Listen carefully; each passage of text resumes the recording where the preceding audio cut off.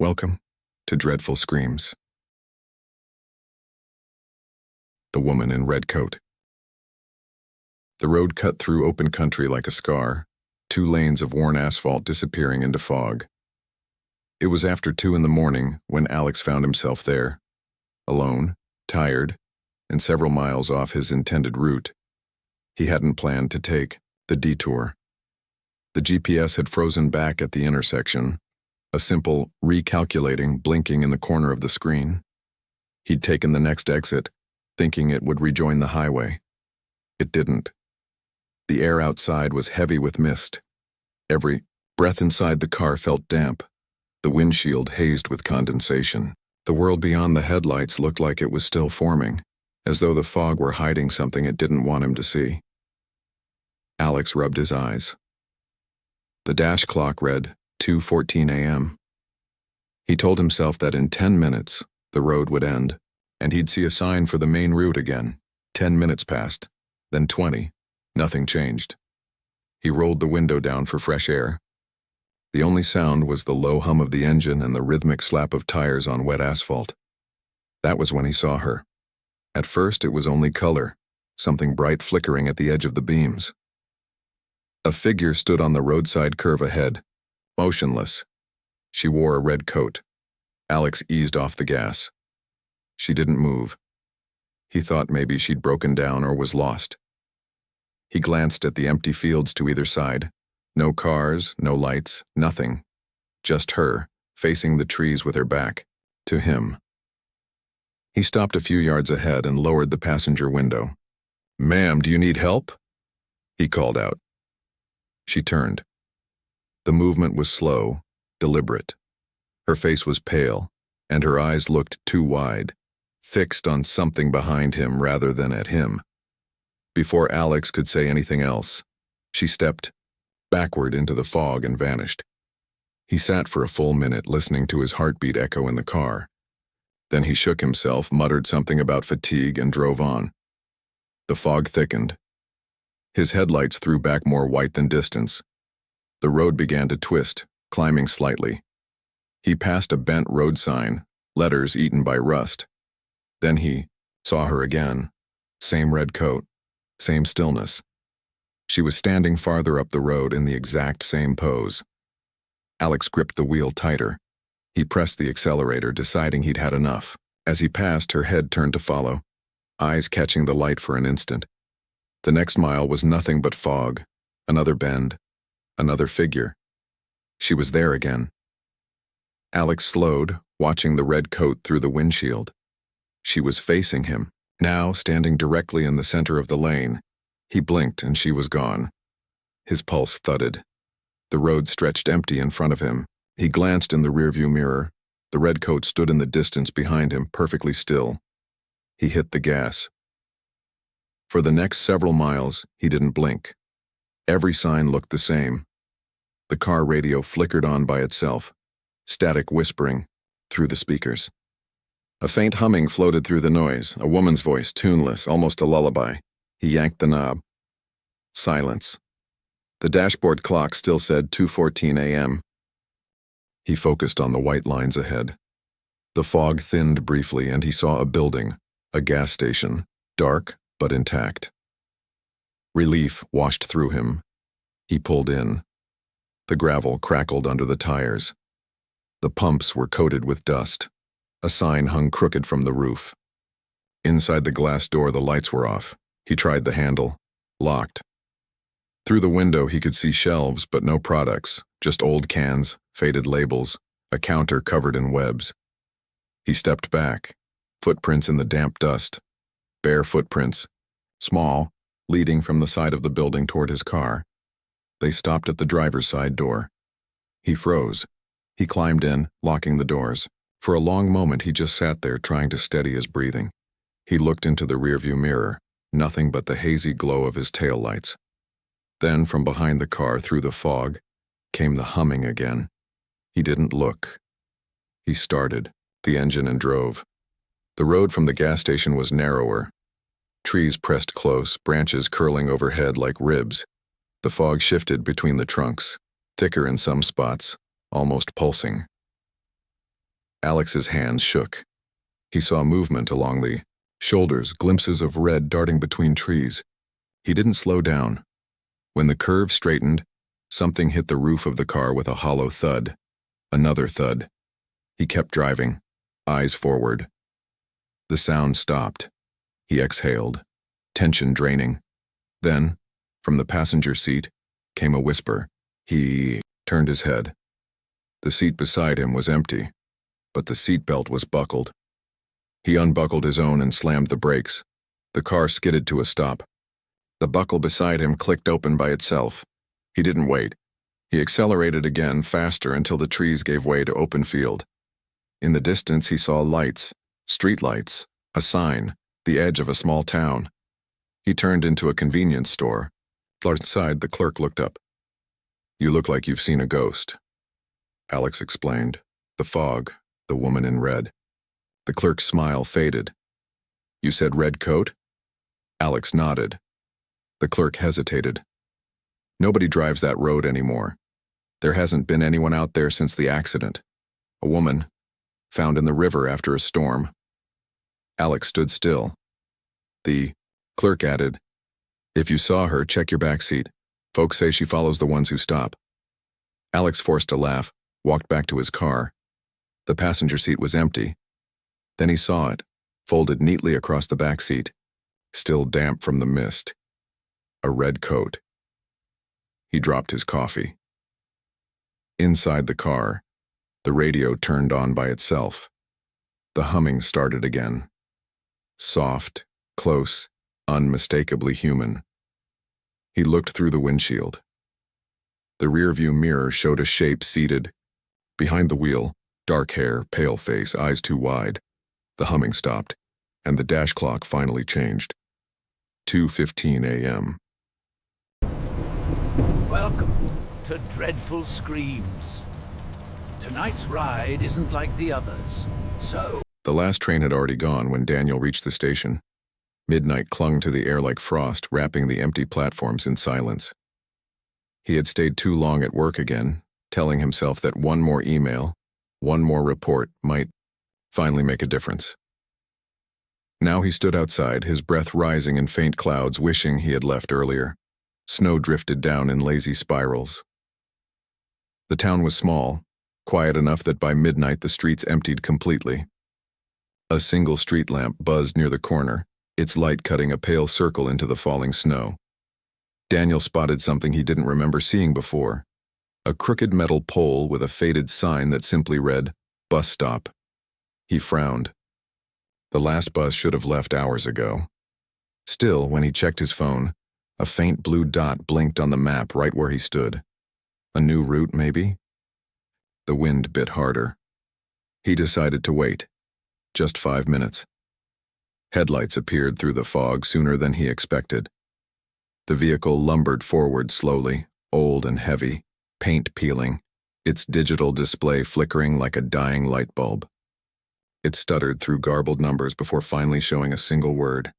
Home. Daniel hesitated. The bus door opened with a sigh, letting out a breath of warm, stale air. Inside, he saw only shadows. The driver wore a gray uniform and stared ahead, his face half hidden by the dark glass. Without saying anything, the man gave a slight nod.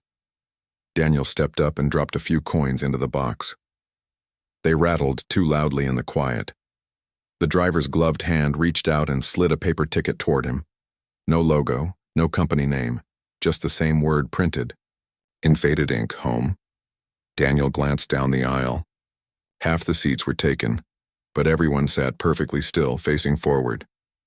No one looked up when he passed. He found a seat near the back and pressed his backpack against his legs. The bus jolted, then began to move, its old engine growling, softly. Outside, the town slipped past in gray motion. Shop fronts were dark, streetlights dimmed to orange halos in the mist. He tried to recognize the route, but nothing looked familiar. Every street curved differently. Every sign was blank or unreadable under the snow. He leaned forward to ask the driver where they were headed. But when he looked up, the driver's reflection in the rear mirror seemed wrong. The man's head turned at a slow, impossible angle, as though the reflection were separate from his body. Daniel blinked, and it was normal again. He laughed quietly at himself. Long day, little sleep. Nothing more. A soft whisper made him freeze. It came from the seat directly behind him, too close. "Do you remember me?" A woman's voice asked. Daniel turned. The seat was empty. He waited, listening. The other passengers didn't move. Their faces were strangely pale, their eyes unfocused, as if they were all half asleep. He looked out the window again. The city had vanished. No lights, no buildings. Only endless stretches of snow-covered roads surrounded by trees that seemed to lean closer the farther they drove. He checked his phone. No signal. The time blinked 12:47 a.m. and froze. Another whisper. Closer now in his ear. "You shouldn't have gotten on." Daniel stood up quickly. The bus didn't slow. He walked down the aisle, expecting someone to stop him, but no one even blinked. The air felt heavy, thick, almost wet. When he reached the front, he tapped the driver's shoulder. "Hey, where are we going?" The driver didn't respond. Daniel tried again, louder. "Sir, what stop is this route?" The man turned his head halfway. His eyes were open, but cloudy, the color of dust. His lips moved without sound, then pressed, together again. Daniel stumbled back. The driver faced forward and pressed harder on the accelerator. The bus groaned as the engine deepened its growl. The whisper came again, this time from everywhere at once, dozens of voices overlapping, murmuring beneath the rumble of the wheels. He turned to the passengers. Their heads had tilted slightly, toward him, all at the same angle. Daniel rushed to the door. The stop request button didn't light up when he pressed it. He pulled at the handle, but it wouldn't move. Snow lashed the windows harder now. The landscape outside wasn't snow anymore. It was pale ground scattered with things that looked like stones. As the bus passed closer, he realized they were gravestones, row after row, miles of them. Daniel stepped back, heartbeat pounding. "This isn't real," he whispered. But the bus kept driving. Then the lights flickered and died. For a moment, everything went black except for the weak glow from the dashboard. When they came back on, half the seats were empty. Daniel looked around frantically. Where did they go? No answer. Only the hum of the engine. He ran to the back, scanning each row. The few remaining passengers sat perfectly still, faces pale, eyes fixed on nothing. One by one they began to fade. First the outlines, then their color, until only their shapes remained in the seat fabric. Daniel stumbled toward the driver, again. "Stop this bus," he shouted. No reaction. Then the reflection in the driver's mirror changed again. It was smiling now, wide and sharp. The steering wheel turned on its own. The bus veered off the road, cutting through the cemetery path. Trees scraped along the sides with shrill screeches. The world outside blurred into streaks of white and black. Daniel braced himself. The vehicle didn't crash. It just slowed, then stopped. The doors opened. He looked out. A long road stretched ahead, lined with flickering lamps that faded into fog. At the end of the path stood a small bus shelter, the same kind he had waited under earlier. He stepped off cautiously. The doors shut behind him and the bus pulled away, disappearing into the mist. He stood alone. Snow fell quietly again. Relief started to wash through him until he noticed the sign on the shelter. Bus stop. Next departure, 12:47 a.m. The same time still frozen on his phone. Footsteps crunched behind him. He turned. The bus had returned, idling silently. The door opened. The driver nodded again, identical to before, same movement, same pause. Daniel backed away. "I just got off," he said. "I'm not..." The whisper interrupted him, drifting from inside the bus, layered and low. "Everyone finds their way home." He ran. The snow deepened with every step, clinging to his shoes like hands. The sound of the bus engine followed. Him, slow, patient, always the same distance behind. He reached the edge of the road hoping to find lights, houses, anything. But the fog thickened into walls. His breath came in shallow bursts. Then he saw another bus stop ahead, identical to the last, the same sign swaying in the wind. He froze. His footprints behind him were gone. The bus hissed to a stop beside him, doors opening again. Inside, a single passenger sat where he had been earlier, head tilted toward the window. Daniel's voice trembled. "Who are you people?" The driver looked at him through the glass. The reflection showed Daniel's own face in the driver's seat. The whisper came again, softer this time, right next to his ear, though no one stood there. "Get in, Daniel. It's time to go home." The snow fell heavier. The headlights dimmed. Daniel took one step back, but the ground gave way beneath him. When he opened his eyes, he was sitting in his seat again. The same rumble under his feet. The same darkness outside the window. Everyone was back in their places, staring forward. The bus rolled on. The sign above the windshield flickered once more, no longer showing home, just blank space where the letters had been. Daniel watched his own reflection in the window. It blinked a moment later than he did. This is Dreadful Screams. Every town has secrets. The rain hadn't stopped for hours. Ethan's windshield wipers groaned with every sweep. He was lost. The GPS had frozen 20 minutes ago. No cell signal, just a dark, endless road through wet pine trees. Then he saw it, a wooden sign, barely visible through the rain. It read, "Welcome to Duskfield."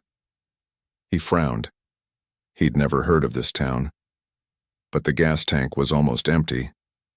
He had no choice. The road narrowed. Streetlights flickered faintly ahead. Rows of small wooden houses appeared. Porch lights, glowing dim yellow. Ethan pulled over near what looked like a diner. The sign buzzed, "Open."